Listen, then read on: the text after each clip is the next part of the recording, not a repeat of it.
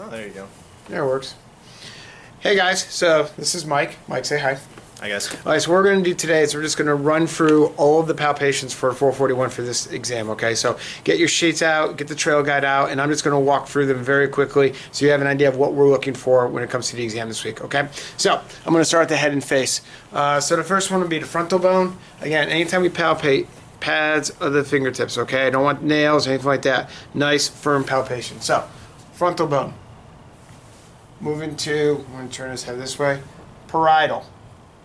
Okay, come back here, occiput. Bump on the back, external occipital protuberance.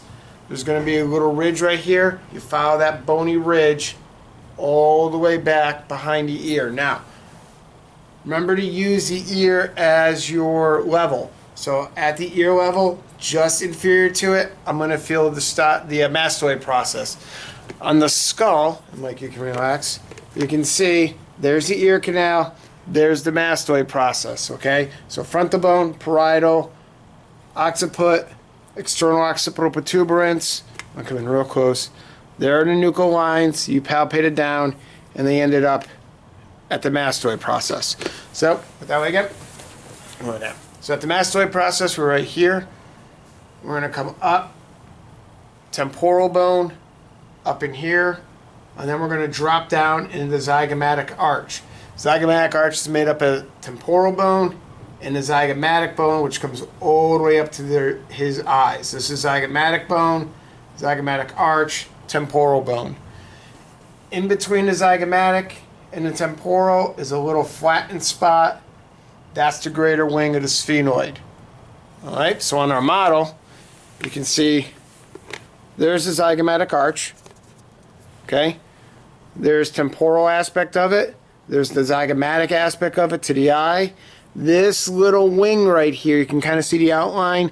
That's the greater wing of the sphenoid. So that's just the way we palpate it. So that's basically the skull. Coming down to the mandible, and we'll actually fix there. That was a little bit easier. Mandible, again, using our ears as levels, we're going to come right anterior to it, have them chew, and go side to side. That's the condyle. Palpate down the ramus. There's the angle to the body. All right. If we go back to zygomatic arch, about halfway, we drop down to the soft spot. We feel a little bony prominence. That's the coronoid process of the mandible. We can have them chew, and we can actually feel the insertion of the temporalis muscle. So on our model, all I did was I started on condyle, ramus, angle, body. I went to the zygomatic arch. I dropped down, and there's the coronoid process. Temporalis muscle comes and goes right and inserts right there. The only other real bony landmarks we have is the nasal bone. Don't drop in the cartilage. Stay high in the nasal bone. And the